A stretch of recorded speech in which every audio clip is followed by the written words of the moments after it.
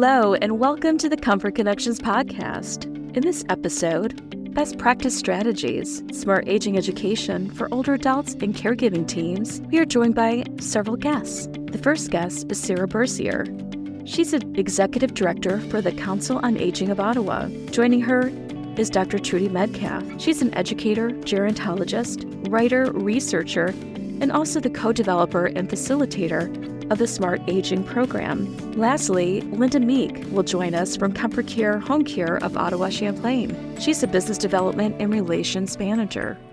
Well, welcome, Sarah, Trudy, and Linda. Thank you for joining our listeners today. Well, Sarah, let's begin with you. Can you please share with our listeners a little bit about the Council on Aging of Ottawa and the focus that you have? Absolutely. The Council on Aging has been around for almost 50 years. And we're a volunteer-led organization with a mission to advance the well-being of Ottawa's older adults, of which there are close to 200,000. So we certainly do that in three key ways. We advocate, and we advocate on issues of concern to seniors, and that impacts community aging. The second thing we do is we educate, and we educate on navigating transitions of later life, and that impacts individual aging. And then we also share information very broadly, and that's for the betterment of everyone. Well, and Sarah, I understand you also work with other councils on aging across the provinces. Is that correct?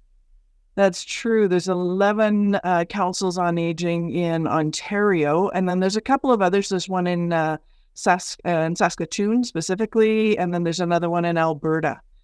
So, but then there's other organizations that do similar work that aren't specifically councils on aging, but they do similar work, and we certainly know them as well. Well, fantastic. That is wonderful that all focused on helping older adults, just thrive, it sounds like. Is that correct? Absolutely. Yeah, working to, just make life better and improve whatever needs to happen for seniors. Well, thank you, Sarah, for sharing this information about the important work that you do. And I understand that the Council on Aging of Ottawa has also created a Smart Aging program that has workshops filled with key topics that are really facing older adults today. And so, Trudy and Sarah, I was wondering if you could just give a high-level overview of the program. Trudy, let's start with you. Okay, thank you. So this isn't specifically about smart aging, but it's my backstory to smart aging from more than 20 years earlier. I was doing my doctoral work in education with a focus on aging in the mid-200s, and I wanted to learn all about the experience of growing old and living in old age directly from people who were living there. So I engaged 6 people in their 70s and 80s, 3 in their 70s and 3 in their 80s to teach me. I was in my 50s, and the 6 research participants were my parents' age. We would meet and talk together once a week for several months, and they would tell me all about being an old person, and I would listen. And I had assumed that they already knew. Surprise! Rather than me learning from them, and this was fascinating to me, they were learning from and teaching each other every time we met. They soon began to speak of old age as a new phase of life. They were the ones who most fully explored the meaning of growing old and living in old age. In fact, they became conscious participants in their own aging. So why not? I shouldn't have been surprised. We never stop learning. And I think our culture offers few opportunities for older adults to openly investigate and value the aging process. For them, my co-researchers, the aspects of aging that they explored were not negative. They included things like freedom, service, being versus doing, being active and not busy, acceptance. One of them said, old age is a school for acceptance. We learned that there's work in growing older and that much of it is inner work. So although my original purpose was to learn from them, it was they who most fully developed those understandings about their aging within and among themselves. So the focus was neither on older as better or older as worse. Both of them are true. The focus was on being supported to reflect on and accept what is, while also beginning to see theirs as a significant phase of life. It felt validated by the group, and they reported positive effects from looking closely at their stage of life in the presence of their peers. That was a key element. For them, engaging in shared learning also fostered purposeful social connection. So keep those in mind when we move on to the details of smart aging. Sarah, would you like to give your backstory? Sure. So I came at this from a different approach, and Trudy met just before we started the Smart Aging program, but I had come from doing retirement planning seminars for just over 20 years, I guess. And in retirement planning seminars where you're talking to people who are in their 50s, maybe their 60s, they're engaged in things like planning for their financial future, their health, their legal issues. And then we always talk about the psychology of retirement as well and how you're going to adapt to this new phase of life. And so I had spoken probably in 1,000 retirement seminars. And certainly it's the same issues that come up over and over. And there are so many planning programs for various transitions in life, when you're leaving high school or having a baby or buying a house or retiring. There's these, programs or products that help you sort through all the key issues, and they outline them all for you.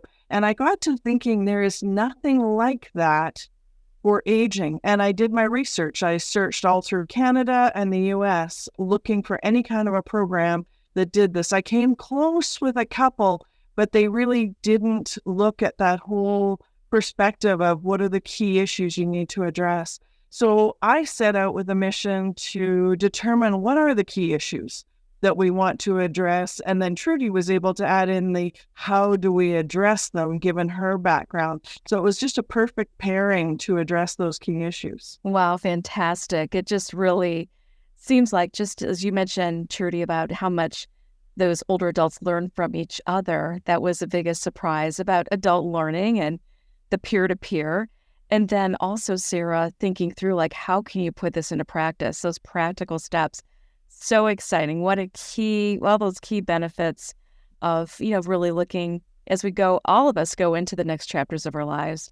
So speaking of that, I was wondering if you could just highlight for our listeners some of the Smart Aging program benefits and what you have found to be helpful, not only for older adults, also their family caregivers, also with the other aging professionals, if you had the opportunity to speak with them. So I think when we went about designing the Smart Aging program, we looked at what are the key things that people need to know.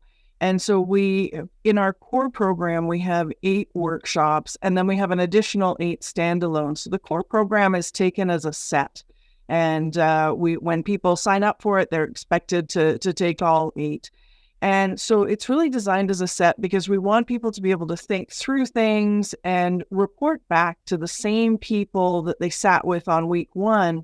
They can come and report in on what they did, as homework. And then, here we are at week 2.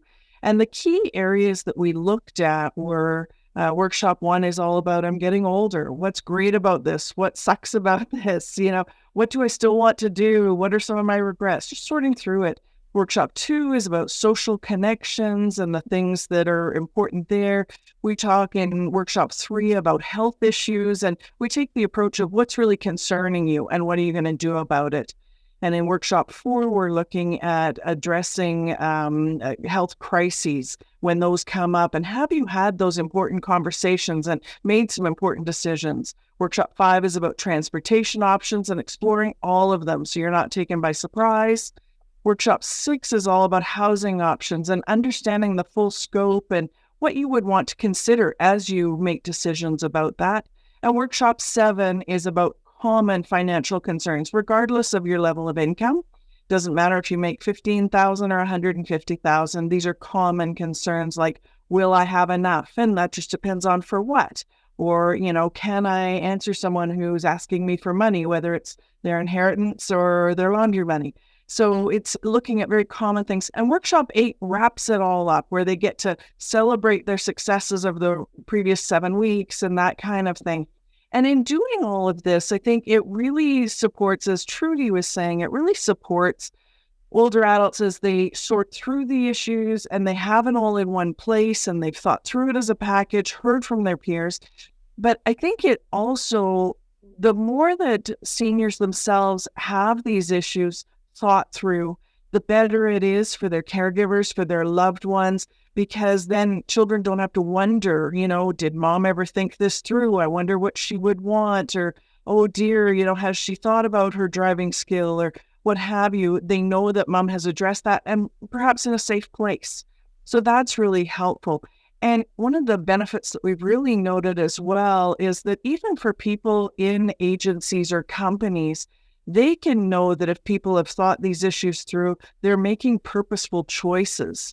And sometimes the burden on social workers is reduced because they don't have as many questions, they're more aware of the options available for them, or they're able to make more intelligent choices, or more pre-selected choices. Purposeful choices would be a good word. Purposeful choices about the what they want to do moving forward, as opposed to taking the first option that becomes available to them. They've really considered what all the options are.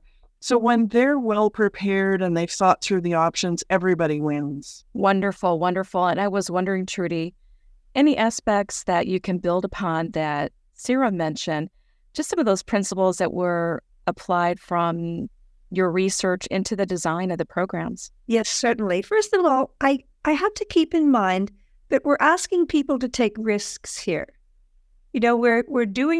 We're presenting a program that's going to be, we think, really supportive and helpful and meaningful and all that sort of thing.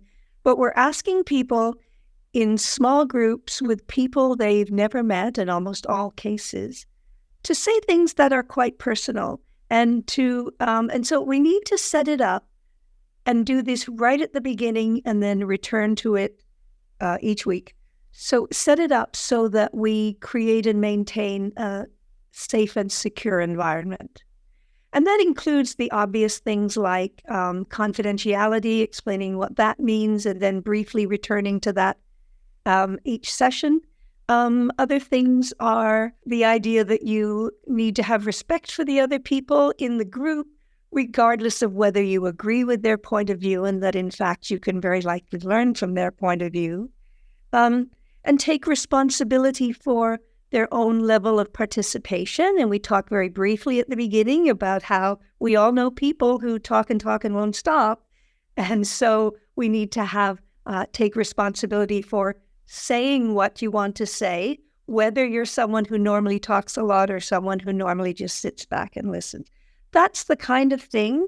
And listen to others without judgment, right? And this idea of respect for the people in the group. So that, to me, is the way that it needs to be presented, first of all, so that everyone understands that all of that stuff is out there in the room. It's much easier to go back to that if it's already been addressed than later. And the other thing that for me is really important is that older adults come with a rich bank of knowledge, experience, and understanding. They're not people who just are there to receive information. They're there to, I'm hoping that the experience will draw from them all of that richness, and they can share it with each other. And there's a great boost to self-esteem from that, just to begin with.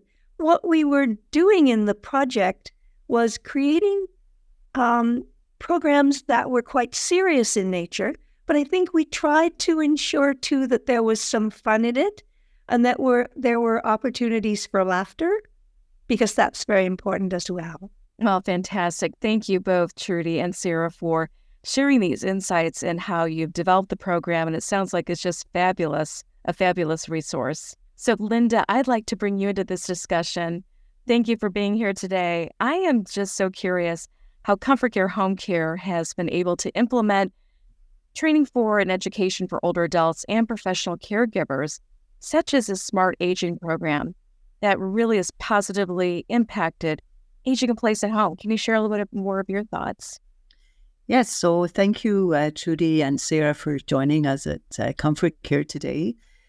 And as you both know, I had the opportunity of presenting the Smart Aging series to a very captive audience of seniors 60 to 90 years old. And there was some great information that was shared by the seniors, their concerns, what worried them the most. So it really gave me a great insight on how to educate further through, our company. Smart Aging provided all of us with a lot more resources to share, education, and how to incorporate into ComForCare conversations with families and seniors, because we really understand it's very, very important for seniors to remain in their own home. And, as an organization, ComForCare is committed to providing comprehensive webinars, education, podcasts, and presentations that support the needs of aging population. And what the Council on Aging has done basically has given professionals and all of us a lot of information in every aspect on healthy eating, supportive devices, and the workbooks that they created, during the program, like Trudy and Sarah was saying, it was interesting.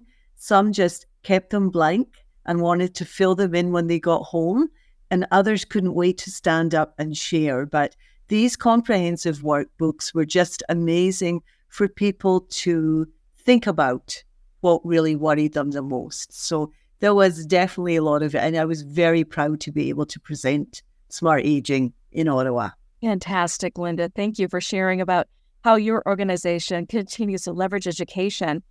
And I was wondering, if possible, if you could share a few best practice strategies and considerations for those aging services professionals if they're going to implement an education initiative for older adults and their caregiving teams. So, basically it's always focus on preventative measures, educating seniors in the importance of fall prevention, exercise, use of supportive devices, dementia-wise, healthy nutrition, socializing, laughing. These are all the recipes for staying at home. Every part is extremely important. And, never be afraid to ask questions or ask professionals for help. Value making decisions for yourself while you're capable, and knowing what's available is extremely important. Know the questions to ask the professionals, and explain what worries you the most. Even if it's your family doctor or your visiting nurse or just anybody, your own family should be asked a lot of the questions. ComForCare's teams try very hard to meet and exceed to clients' expectations by supporting the full spectrum of care: housekeeping, cooking, friendship, fun, full care. We totally understand the importance of also matching our caregivers with clients, so they do feel comfortable when the need arises is to get care. But the key is education, as much education, and ask as many questions as you can. And Smart Aging is a great place to start for anybody to start asking these questions. Well, fantastic. It sounds like all of those ways that the Smart Aging program is really helping to set up the older adult for success. Like Sarah, you were going through all the modules and such, and thinking about from a healthcare professional standpoint or other referral partners, it sounds like this program could be really leveraged to help them understand as well. I know that's not the main focus. It's really for the senior or the older adult. It truly sounds like a great resource. And so I was wondering if you could share, Sarah and Trudy, just any other considerations as others are thinking about maybe implementing your program or leveraging education and to help those that they're caring for. Other thoughts? I think one of the things that we've done is in creating the standalone series where we've, I focused earlier on the core program, but the standalone series has really said what are the key issues that people really need to know about that are just, one-off. And so, for example, one of the workshops that we did was on aging in place with services and supports. And so it really helps someone run thoroughly through what all the options are What are the kinds of common needs that people have to remain in their home? And if they can just identify that one thing, if I had that would really be helpful. To recognize, that's a common need, and to know where all the various places are that they can get that kind of thing. And that includes, we have a workshop on healthy eating. So, if I could improve my eating in some way, I would be healthier and more able to, again, remain in, and maybe not in my own home, but maybe in a different home. Maybe I want to move, somewhere else. But to remain in the home of my choosing, I think is a nice way to put it. So remain living where I want, independently, to the greatest extent possible. So I just think there's so many other aspects that can really help people sort through those issues. Yeah. Trudy, additional thoughts from your perspective? Yes, I'd like to add on to something that Linda touched on, that the idea of engaging the participants for as long as possible as partners with caregivers and professionals. So for as long as possible, the older adult herself or himself can be a participant in this transition to their later years and can truly have some input into that. And I think smart aging goes a long way to fostering that within everyone who's involved, but also giving the older adult the confidence to say, yeah, I have a place here and I have something to say. That's important. Well, thank you both for all those considerations, and Linda for sharing how ComForCare Home Care is really helping to support smart aging in so many different ways. I was wondering, for all of you, as we near the end of our episode, can you please share with our listeners any additional thoughts and resources that may be helpful and beneficial? Linda, why don't we start with you? So plan ahead and don't plan from an emergency room. Start a conversation with ComForCare. We're more than home care. We provide a lot of resources that can help you. And attend a Smart Aging conference. I did. It's worth it. Yeah, fantastic. Sarah, Trudy, please weigh in. And I would build on that by saying, part of the beginnings of this program was recognizing that many of life's transitions begin with a crisis. Many significant decisions are made in moments of crisis rather than being planned. And that was one of the things that we really wanted to offset through the, creation of this program. So that would just build on what Linda was saying. So Trudy, other thoughts you'd like to share? A lovely thing about smart aging is that it wasn't intended to be rigid and set in its ways, that it's a dynamic idea. And as Sarah had mentioned, she's added all of these standalones over the last few years. So there are lots of ways for it to develop and to expand and maybe to be offered in different communities, ones that we haven't reached as yet. So I like the dynamism of it, and we'll continue with that. Well, fantastic. So Linda, Sarah, and Trudy, it's been a pleasure meeting with you today and also sharing with these insights with our listeners.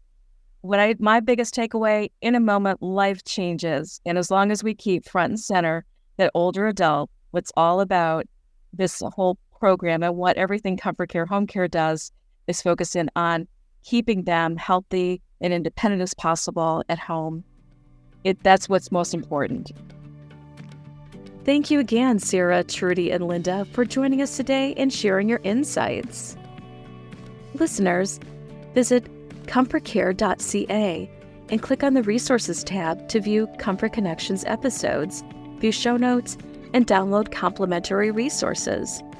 Don't forget to subscribe to our podcast on your favorite app. Thank you for listening and helping older adults live the best life possible.